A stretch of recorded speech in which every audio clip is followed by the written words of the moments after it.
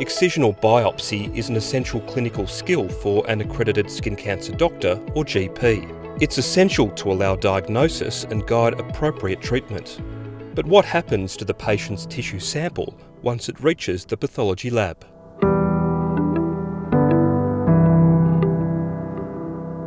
We've just removed that lesion now. As I said during the skin check, this thing is quite suspicious for melanoma.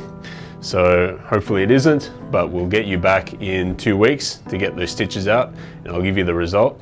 And hopefully it's nothing, hopefully it's just a mole. Accredited skin cancer doctors and GPs can significantly improve the diagnostic accuracy of biopsy specimens by providing accurate and detailed clinical and surgical information for the pathologist on the request form. Most important things is that the specimen is examined for the details of the patient and cross-checked with the request form to ensure that the details match. Following a gross examination by the technician, the edges of the specimen are marked with ink to identify the excision margins.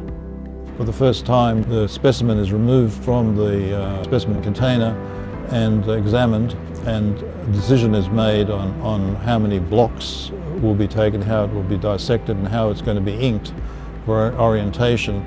The specimen is then cut up and placed into individually identified cassettes, which hold the tissue while it is being processed. The reason why the big tissue has to be blocked is because it's going to go into those cassettes, which are barcoded, and then each of these blocks can more easily be processed. But more importantly, we have sections throughout the tissue at various levels quite readily available. So we can examine them for the most important thing is the margins of the tumour. Throughout the process, the technician documents their work. In the report itself, we have what we call the macroscopic, and she's describing what the specimen was, what type of specimen. She's also describing the size because she's measuring it. And then she's also going to describe how she's cut it all up so that the pathologist is aware that there was 3 blocks. The specimen is then placed into a fixative. Processing in the lab significantly shrinks the sample. A millimetre under the microscope does not represent a millimetre in the flesh. Simply, it's a processing machine, and the idea is that we need to extract the water from the tissue. The xylene is going to make it possible for the alcohol to be displaced and the wax to be entered into the block. Paraffin wax is then added to the cassette, solidifying the section so it is ready for sectioning.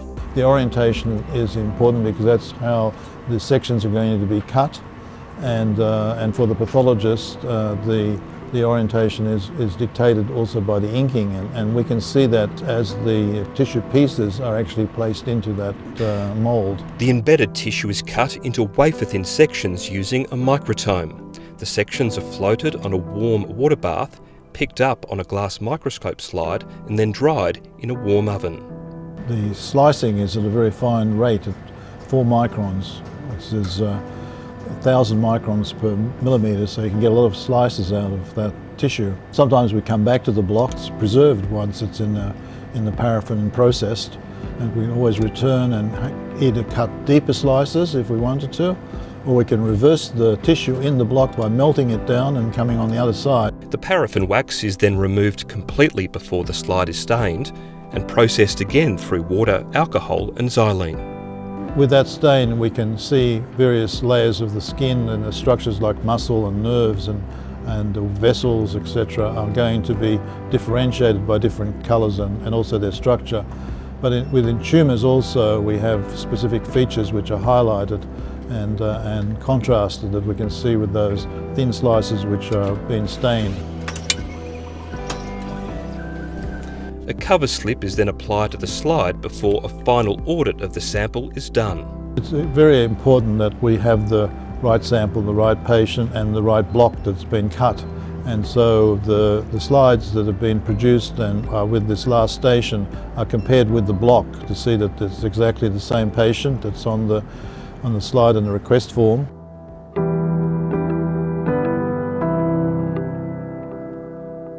The slide is now ready for the pathologist to examine under a microscope. I'm going to look down the microscope to determine what sort of cancer it is. I usually describe progressively what is in the slide, and then I will have a single diagnosis if I can make it, and then in the what's called the pathological diagnosis, and then I would also extract into on that line very important details. The most important is the tumour thickness, which is prognostic value, and ulceration also would be included in that line, and also the margin, whether it's complete or not. A report is then prepared with the pathologist often contacting the GP immediately if a malignancy is diagnosed. I particularly would communicate with a doctor who hasn't considered that there was a melanoma, because that's a serious situation where they do need to know. Hi, Charles speaking. Hi Charles, the patient that you sent in the biopsy this morning with the pigmented lesion, the pathology does show a superficial spreading melanoma. Yeah, right, okay. Yes, we certainly suspected that when I did the skin check, and we removed it on the spot. The tumour thickness is 0.8 millimetres. It is close to the margins. Thanks for letting me know. I'll let him know next week. Thanks very much for the call. Okay, thank you very much, Charles. Okay, cheers, bye.